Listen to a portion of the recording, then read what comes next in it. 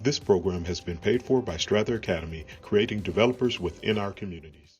Hello, this is Wealth and Development with Herb Strather, your host. And I am so happy that you are joining us today. This is our inaugural live television show, essentially our first show after our introduction. And I have just some really exciting news today and a great program and a wonderful and beautiful guest. Her name is April Brookins. Hello, April. Hello, Herb. How are you doing? It's so good to be here. Thank you so much. April, I want to talk about Detroit today and the buoyancy in the marketplace and get some of your thoughts on what can help bring Detroit back. I found out, for an example, in most of my closings, that whatever the property sells for, ironically, the appraisal comes in at the same price. Yes. And I've had a few agents give me their explanation that it's a range, more or less, that it hit the range. But I want your opinion on that, and I want to tie it into how we as Detroiters and in other communities across the United States, urban communities, can help engineer our properties' values back. It's as if we squatted to leap and we're getting cooked in the squat. Yes. Well, an appraisal is an opinion of value. Yes. And so when you have an appraiser come out to do an appraisal, yes, that is usually based on comparables, yeah, properties that have sold in the area recent right to the property that you're looking to purchase. Right. Now, I tell you what, I'm going to save the long explanation to when we come back. I'm going to spend my next 60 seconds just getting a little bit about you. You are a Detroiter. Yes, I am a Detroiter. I am born and raised in Detroit, very proud of the city. And so I have been with Gold Star Financial as a mortgage banker for almost 14 years in January. Yes. So I'm really excited to help people learn about homeownership and, most importantly, kind of take their hand and walk them through the process. Well, it's amazing. And it's being what I believe is one of the very, very top mortgage brokers in the entire region. We'd like to know also, we're going to talk about how do you do it? You got to have to do millions of dollars in mortgages a month. You got to be spectacular. How do you do such a thing? That is really something. But we're going to come back and talk about that. So everyone, just hang on. We're going to have us a great show, and we'll be back in a minute with you. Thank you. What is this? A text message from the Wayne County Treasurer's Office about my payment plan? That's right. Our Project Text Message program allows you to enroll in our free text messaging service. All you have to do is provide your cell phone number. I'm here today with one of our customer service representatives, Karim Howe. She will explain how it works. Our customer service team will send friendly reminders and text alert updates about your current payment plan. Everyone gets busy. We want to help you stay on track with your tax payments to avoid foreclosure. Call 313-224-5990 to enroll in our voluntary program. You will receive reminders on tax payment due dates and other important valuable information. Join Project Text Message today by calling 313-224-5990 or email our office at textinfo@waynecounty.com. Stay in touch. Stay connected. What if you could invest in the future of kids, like a stock? Not the kind of stock that's about making money, but a stock for social change. A whole new kind of investment called Better Futures. When you invest, it helps kids go to college. Believe in us, invest in us, watch us grow. My name is Sydney, and I'm your dividend. Thank you very much. Just once again, I'm Herb Strather. This is Wealth Development. I have April Brookins as my guest today, and she's with Gold Star. She is one of, if not the top mortgage broker in the entire southeastern Michigan region. And no matter where you're listening from, this is important. We're going to have a show today about how we make and why are our values so depressed, and how we can engineer some of these back. Now, I have some questions for her that she does not know that I'm going to give her. But I want you to listen very carefully, especially if you are an investor, especially if you are a realtor, if you are a flipper. This is very, very important because we don't want to just sell real estate. We want Detroit's values to reflect what their real values are. April, welcome to my show, dear. Thank you so much for having me. Right. April, I've told the story many times about how we got stuck in this situation we're in. And, Detroit, went through bankruptcy, of course, and everything was super depressed. Houses were selling for $500 and the like.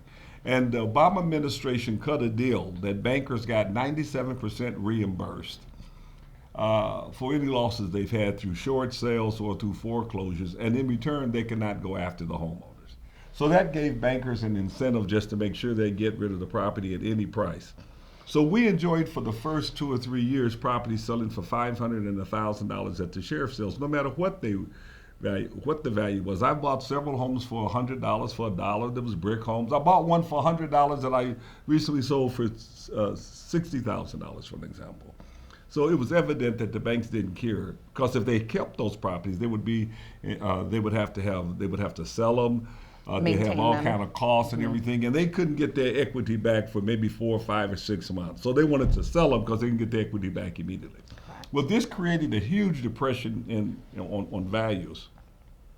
So the values we experienced as realtors many years ago, no matter what we sold the property for, it came back 10, 15, 20, 30%, 40% less. It was a shocker.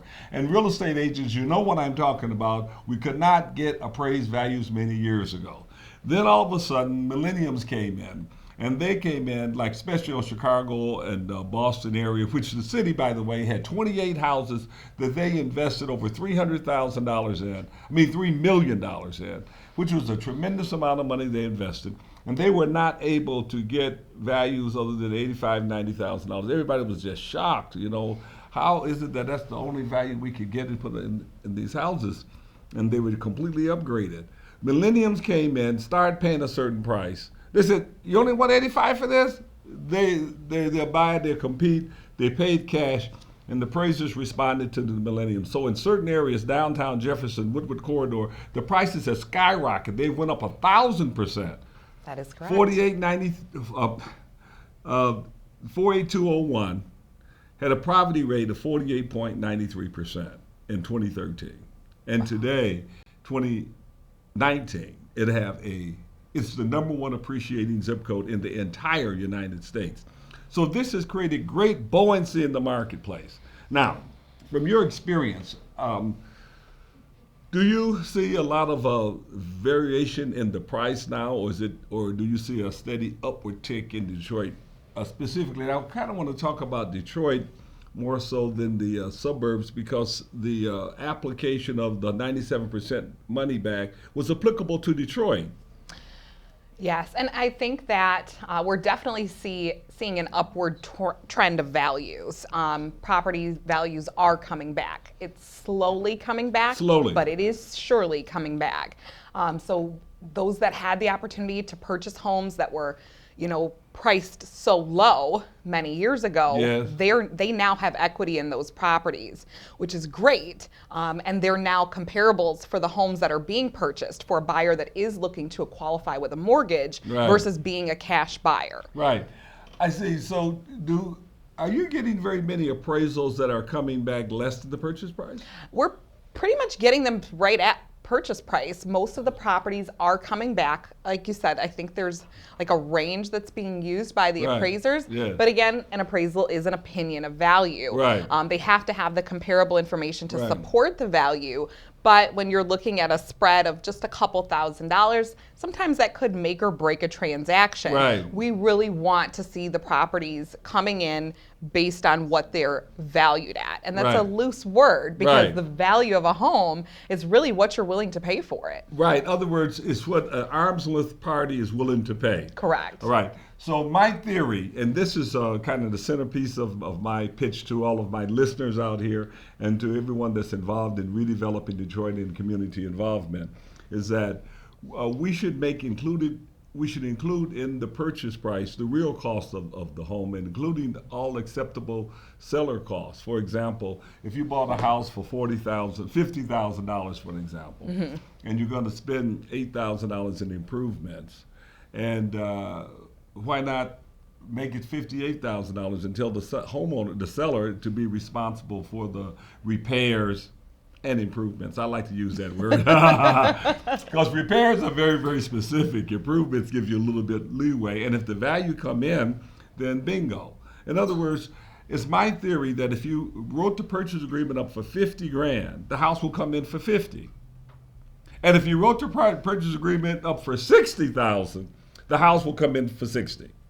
Now, if that's true, it seems to me that it would be to Detroiters' advantage to write the purchase agreements up as high as they can possibly write them up, and to take the maximum seller credits. What is the maximum credit that the seller is allowed to give a buyer? Great question. So it depends on the mortgage program that Yes. they're going to qualify for, Right. and a lot of times how much money they're going to put down. Right. So for a conventional mortgage, you can take a 6% seller concession. 6% seller If concession. you're Now listen putting to that. if you're putting 20% down. Right.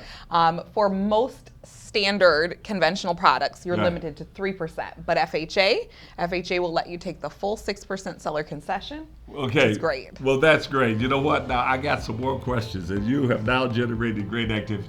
Don't go anywhere, because you're going to love what I'm fixed to ask her. We'll be right back in 2 minutes. Hi, I'm Herb Strather. I'm the CEO of Strather Affiliated Companies. We've done more than $2 billion in transactions in southeastern Michigan, and right now, our goal is to help Detroiters achieve and stay in their homes and save the equity for our family, our future, and our finances. And we're looking for a few good agents, brokers, coaches who would like to help Detroiters succeed and who would like to accumulate wealth for themselves by leveraging real estate. And when we say leveraging, we're talking about acquiring properties without having a permanent investment. So not only will you help others, but you'll learn a great skill yourself.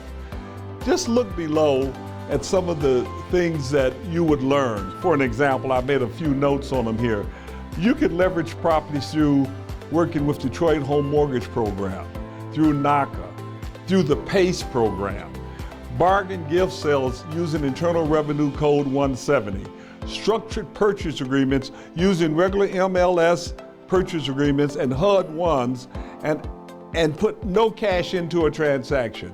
How about participating promissory notes and sheriff sale redemption options, commissions and development fees, of course, 1031 tax-free exchange and options, and maybe there's a few more. I've done deals many different ways, and I've closed more than $2 billion in transactions. So for those of you who are motivated and have a burning desire to succeed, here's an invitation for you to join me. Just go to our website, stratheracademy.com, and register, or you could call me directly, 313-444-9691. Every Monday from 6 o'clock to 8 o'clock, we have a class, and you can join us in one of our classes. We just want to know beforehand. Again, I'm Herb Strather, and those who are truly motivated and want to change the landscape in Detroit, help others succeed, and make millions, then here's an invitation to the good life for our family, our future, and our kids that have not yet been born.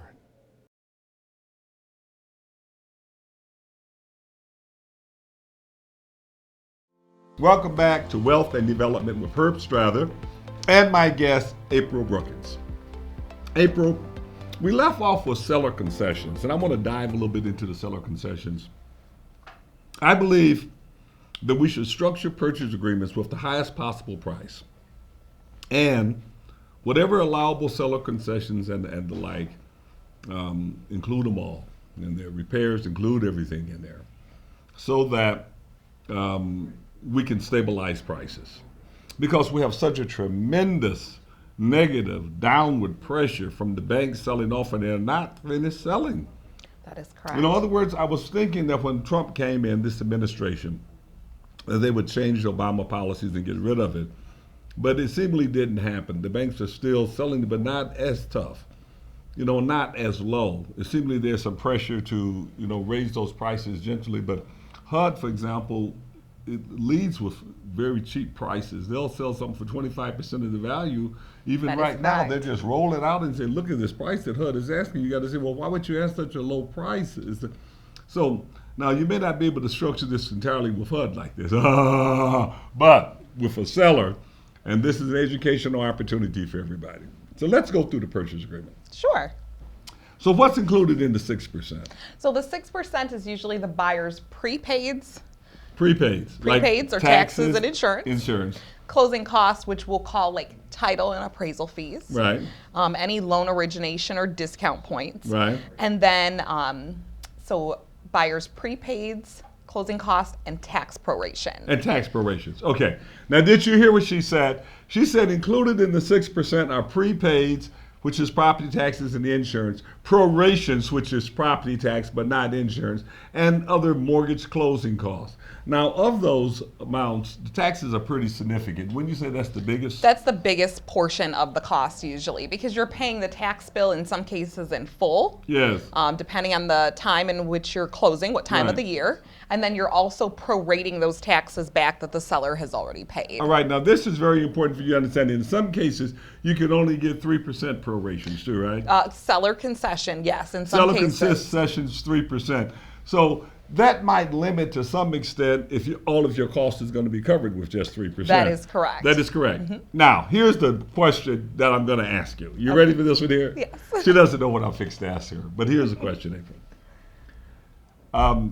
If you had a purchase agreement that said no prorations, Okay. that would be okay.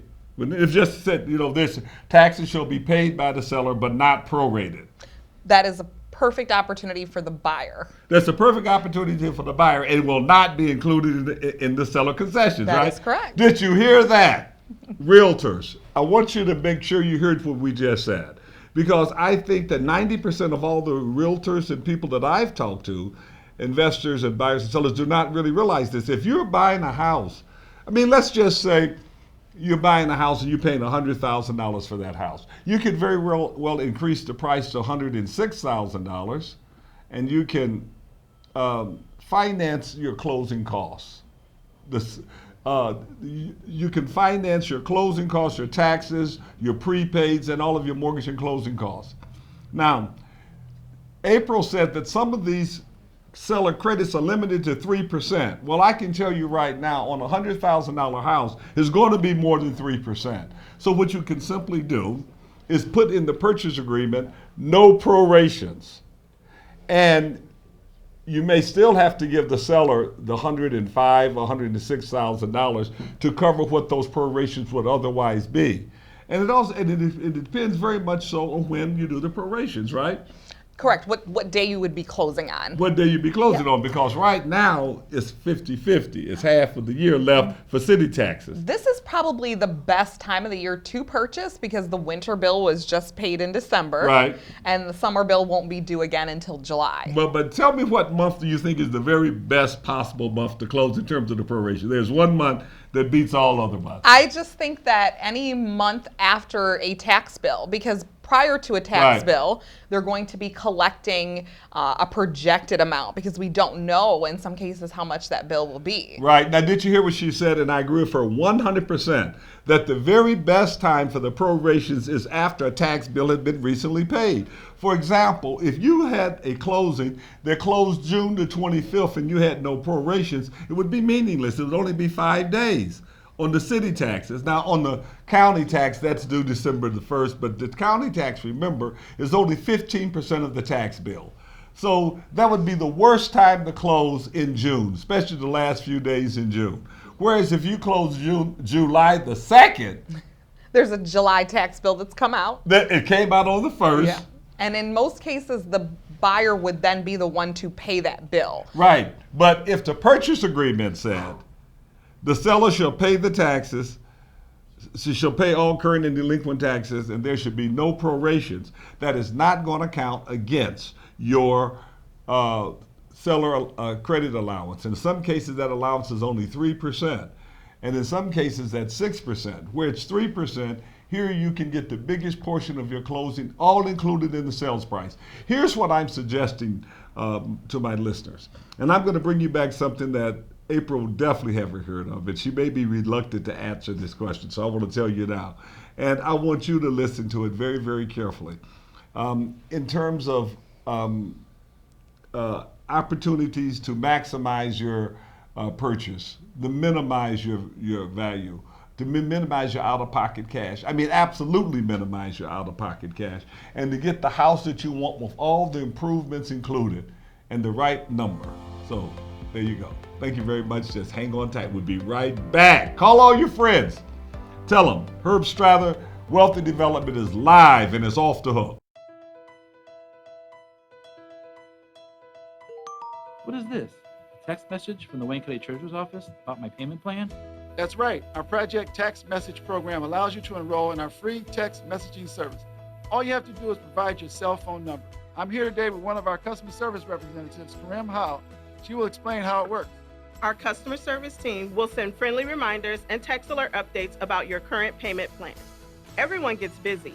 We want to help you stay on track with your tax payments to avoid foreclosure.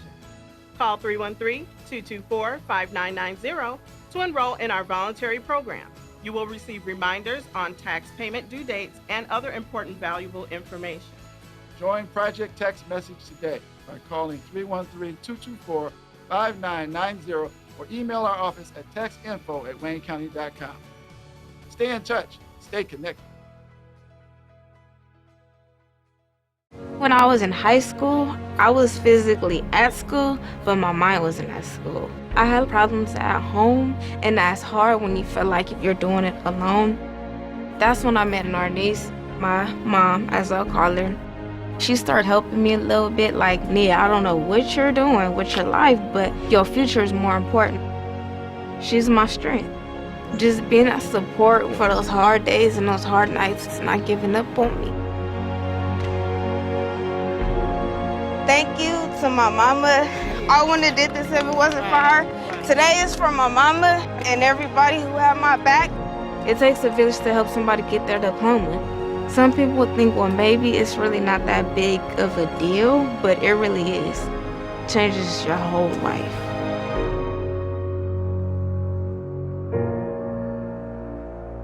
Find free adult education classes near you at finishyourdiploma.org. Wealth and Development back again. Herb Strather with my wonderful, beautiful guest, April Brookins. And we're talking about how a buyer can get the maximum and pay the minimum out-of-the-pocket costs when they're acquiring a home. Now, you are familiar, we had a discussion about prorations and the idea that you can just include it in the purchase price. Have you been in discussions like this? Have you had experience where the buyers did not have enough cash? Maybe they were surprised that the insurance premium came back too high? Oh yeah, absolutely. And how did have you ever resolved them by adjusting the prorations? I would suppose by you being the top broker in southeastern Michigan, mortgage broker, that you probably have, and we'd just like to know, give us a couple of great experiences. I like real to quick. find solutions, we'll say, and I have definitely had several circumstances that have occurred where a buyer doesn't have enough money for closing. And how did you resolve it? So in this particular circumstance we'll use, I had a buyer who was approved for or targeting a MSHDA grant, and the grant was not approved. Oh. And the seller had not agreed to cover cost up front. The buyer was going to bring their own down payment. We were going to use the MSHDA grant to cover the cost. Unfortunately, the buyer didn't qualify for the MSHDA grant. Oh. And so because MSHDA has their own set of stipulations to get the grant. And so we're in full swing of the purchase agreement, buyer's ready to close, and I made a phone call to the seller and said, listen, we don't have the grant funds, but we can have a closing. The seller actually reduced the price. The seller reduced the price? Well, kept the price the same, but gave us the $7,500. Well, that's the same thing. The same I'll thing. ask you a question. Could the buyer have been approved for $7,500 more, or they were at their maximum too? In that particular circumstance, the buyer did not qualify for the grant. So well, no, not the grant, I'm saying. Could they have borrowed more money under the mortgage? In other words, could the seller have broken even and said, okay, I'll give you the $7,500 seller concessions, seller credits to the buyer, just increase the price by the $7,500. At that particular point in time, we had already had an appraisal done. So Oh. you can't usually raise the price after an appraisal. Oh, that is really good. I didn't know you were going to say that. Listen, that's why you want to negotiate this up front. Yes. The appraisal, 95% of the time, will come in for the exact amount of the purchase price, an arm's length agreement between a buyer and a seller. So in the case where the buyer was going for outside grant, did not get the grant, needed the money, could not increase the price because the appraisal was already in. Now roll that back and start from the beginning. Suppose the buyer had put the money in already and said the seller will give the credits or no proration of taxes, then the buyer would have been safe at that point. Oh, she'd have been much happier then. And even if you hadn't missed your grant, you could still have no prorations. So this is so exciting. April, I just going to want to bring you back on because we're running out of time right now, and I didn't get to some other really good things, but I want y'all to hang in. I want you to give the listeners information on how to get a hold of you. I endorse this young lady. Oh, thank you so much. Yes, so I am available direct. My cell phone is 313-544-8891. You can also visit me online at mortgagebyapril.com. And I'd like to just put a plug in for Gold Star, whom she's with. April is the top producing agent over there, and she was one of the top producing agents in all of southeastern Michigan. She does, is it true if I said you do millions a month? It is true. Millions a month. That's what she do. You want somebody that can deliver the goods. And April can certainly deliver the goods. April, I thank you so much for being on my show. I think we had a very substantive discussion about how the buyers, how they should structure their purchase agreements. And if you need any help, you can just take and get a hold of your coach here, Herb Strather, at 313-407-4930. Is that the right number, John? I just gave my personal $1 million. cell number. Bring her on board on. Oh yeah, and then I'm going to hire her to take care of you. You understand? You got that? That's right. So you get one ugly guy that really is really smart, and one beautiful lady that is really smart. We'll be back.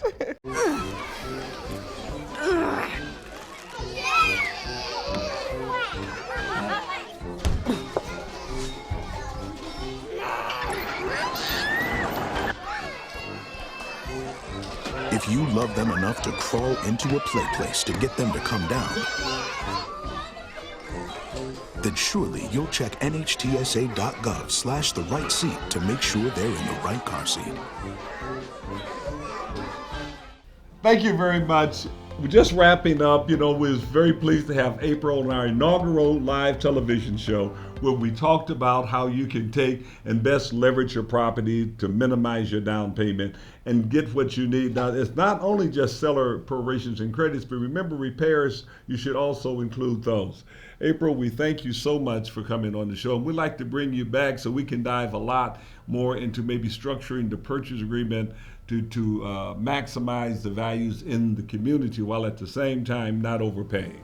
Does that sound like an exciting subject? I think that sounds like a great opportunity, and I really appreciate you having me here today. Thank you. That's a wrap for this show, and we'll see you next week.